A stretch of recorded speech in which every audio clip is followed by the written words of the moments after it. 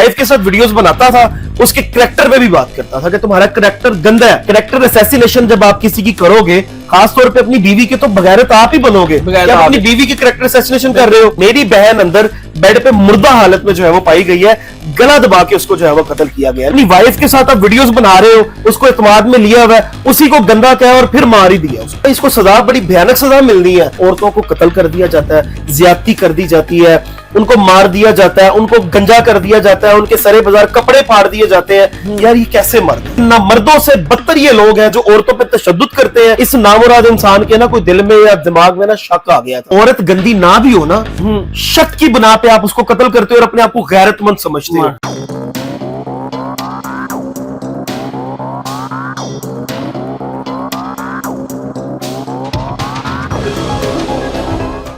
अस्सलाम वालेकुम, मैं आपका होस्ट हसन शहबाज। पाकिस्तान के दिल लाहौर में टिकटॉकर का कत्ल करने वाला उसका अपना ही शौहर निकला। आयत जिसको टिकटॉक पर आपने देखी होगी और उसके जो हस्बैंड के साथ भी उनकी वीडियोस टिकटॉक पर मौजूद हैं, जिसका नाम साद है, जो इस टाइम पुलिस की गिरफ्त में है।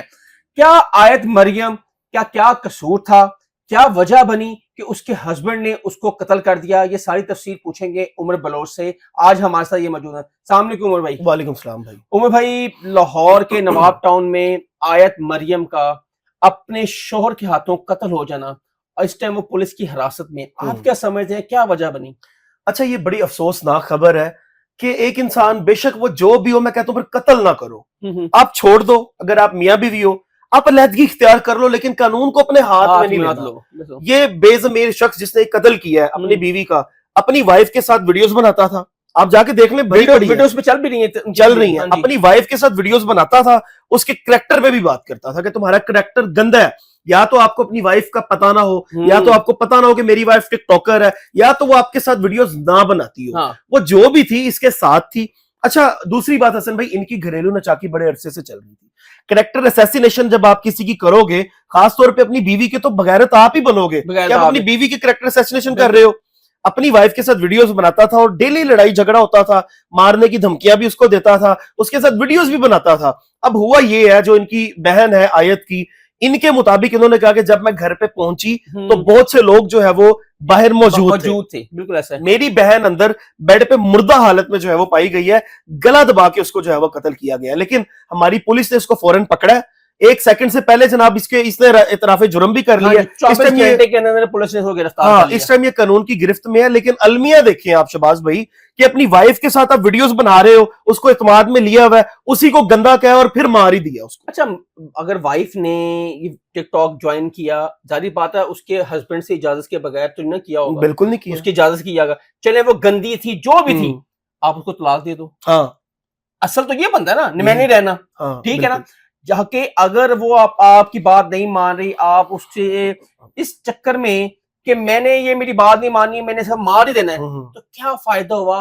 वो तो मर गई, आप भी कानून की कटहरे में आ गए। और इंशाअल्लाह ताला इसको सजा, बड़ी भयानक सजा मिलनी है। देखिए, इस टाइम मरीम नवाज साहिबा ने कहा है कि वुमेन एम्पावरमेंट पे किसी किस्म का कोई समझौता नहीं होगा। रेड लाइन है मेरी, वो मेरी रेड लाइन है।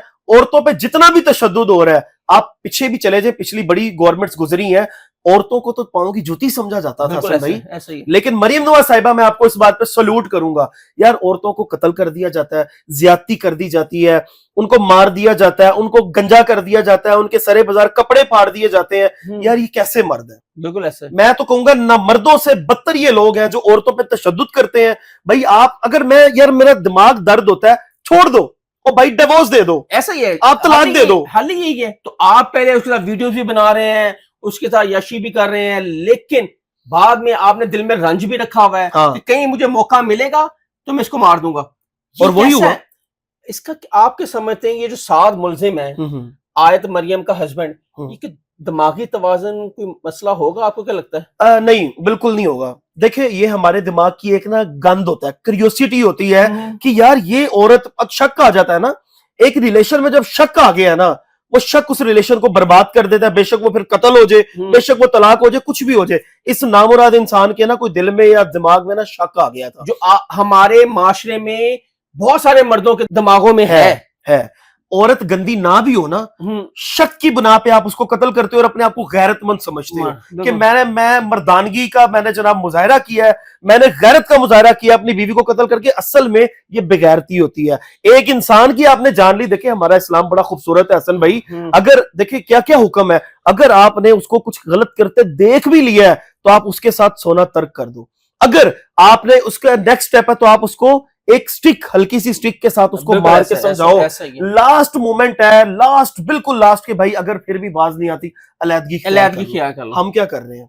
हम तो उसको तशद्दुद करते हैं, उसको जान से मार देते हैं। कई वाकयात है लाहौर में, हमने जला दिया, काट दिया, नहर में फेंक दिया, फायर मार दिए, टांगे काट दी, गंजा कर दिया, बेइज्जत किया, रेप करवा दिए। यार ये कोई इंसानियत है? अब ये जो मुलजिम साद है ये जेल जाएगा, जब इसकी माए बहनें इसको मुलाकात कर जाएंगी, ये गालियां पड़ेंगी ना, ये गालियां देखे मैं। और अब इसकी गैरत क्या करेगी वहां पे? अल्लाह ना करे ऐसा हो, लेकिन ऐसा होता है। ये मकाफाती अमल है। हाँ जी ऐसा है। ये मका जब इसकी बहनें इसकी माए इससे मिलने के लिए जाएंगी ना, तो वहां पे खड़े हुए जो लोग होंगे ना, वो कहेंगे अब मैं वो गाली मैं बोल नहीं सकता। जो वो नजरों से देखेंगे वहां पे इसकी गैरत कहाँ कहीं काम करेगी? ये बगैरत बन जाएगा ना फिर। अच्छा वहां पे बगैरत बन जाएगा, वहां पे गालियां भी सुनेगा, ठीक है, अपनी माँ बहनों को दिखाएगा भी, सुनेगा, दिखाएगा। और जहाँ पे हमारे जो माशरे में जो जिस तरह देखा जाता है, जेलों के अंदर जो मिलने जाती हैं कई जो होते हैं ना इज्जतदार लोग, वो अपनी माँ बेटियों कहते हैं तू जेल नहीं आना, मर जाते हैं। वो कहते हैं ना मरने दो हमें, फांसी तुमने आना,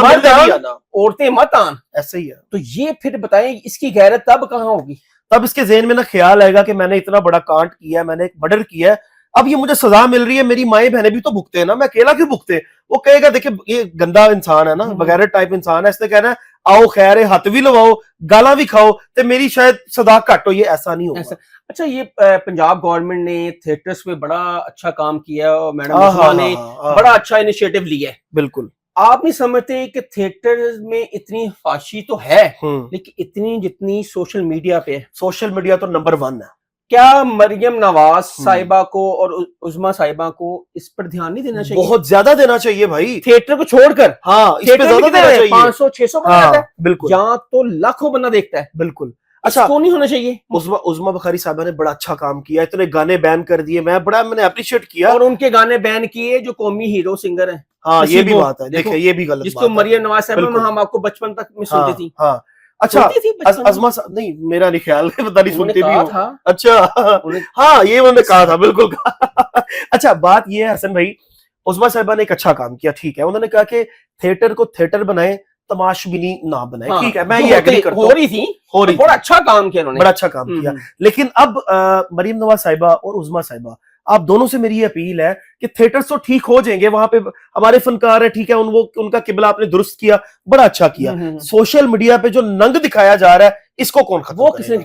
ये सबसे बड़ी बात है। हाँ वहां तो 400 बंदा गया, 500 बंदा गया, 300 बंदा गया, यहाँ तो लाखों बंदा देख रहा है, मिलियंस लोग देख रहे हैं, दिल्ली के मिलियंस लोग देख रहे हैं। तो इसको रेगुलेट करने का या गवर्नमेंट ऑफ पंजाब इसको किस तरह ठीक करेगी? पाबंदियां लगनी चाहिए। जो ये काम करेगा उसके खिलाफ फौरन एफआईआर दे, जो इस तरह के काम करेगा उसका अकाउंट फौरन बैन हो जाएगा, जो इस तरह का यूट्यूब चैनल चलाएगा उसका यूट्यूब का एक्सेस उससे ले लिया जाएगा, टिकटॉक पे कुछ ऐसा करेगा तो एफआईआर बुला के उसका मोबाइल ले लेगी। इस तरह की पाबंदियां जब लगेंगी तो ये कंट्रोल होगा। ये पीका एक्ट जो लगाया है ये बेसिकली सहाफियों के लिए सब लगाया है। ये इस चीज के मैं अगेंस्ट हूँ, सहाफियों के लिए। हाँ सहाफियों पे और है, उनकी पे लगाया ना। हाँ क्या इन पे लगना चाहिए? इन लोगों पे पहले लगना चाहिए। पीका एक्ट का मकसद ही यही है कि आप गैर जरूरी, गलत और गंदा जो मवाद है वो नहीं दिखा सकते। ये चल रहा है। आप फेसबुक देख लें, आप चल रहा है, ठीक है, टिकटॉक देख लें, जितना सोशल मीडिया है उसमें अच्छा काम भी हो रहा है, अच्छे लोग काम भी कर रहे हैं, बिल्कुल, लेकिन ज्यादातर गंद दिखाया जा रहा है। गंद। अब देखिए मैं अगर किसी की खबर लगाता हूँ, किसी इदारे की या किसी भी पुलिस वाले की या कुछ भी, तो मुझ पे पीका एक्ट लग जाएगा क्योंकि मैंने सच दिखाया, ठीक है, जबकि हम लोग बड़े पॉजिटिव हैं, जहां पे हमारे इदारे गलत हम दिखाते भी हैं, क्योंकि यही आपकी लॉयल्टी यही है। लेकिन एक लड़की एक लड़का आके लाइव पे गंद कर रहे हैं, उन पे पीका एक्ट नहीं लगेगा। क्यों नहीं लगेगा? इदारे बताएं। डबल स्टैंडर्ड कह सकते हैं, वही ना, ये गलत बात है। ये पीका एक्ट को जो इंप्लीमेंट है ये सब पे करे, जितने भी सोशल मीडिया हैंडलर्स हैं, जिनके भी अकाउंट्स हैं, उन सबको एक प्राइवेट मैसेज जाए कि आपका अकाउंट है, चेक एंड बैलेंस होना चाहिए, आपका अकाउंट नहीं लगना चाहिए। हाँ वो टोटल एक 1%। सहाफियों के लिए शायद ये कानून हरकत में आता है और बनाए भी इसी वजह से था। बिल्कुल हर गवर्नमेंट अपने सेफ एंड के लिए ये एक्ट बना देती है कि हमारे खिलाफ जो आवाज उठाएगा हम उसकी आवाज बंद कर देंगे। असल काम तो ये है, लेकिन असल काम जो उसके बैक चैनल पे हो रहा है, सोशल मीडिया पे हो रहा है, उस पर किसी की नजर नहीं है। मैं कहता हूँ पीके एक्ट आपने लाए, अच्छी बात है, होना चाहिए, लेकिन फिर दोहरा म्यार नहीं, दोहरा म्यार और सब पे लगे।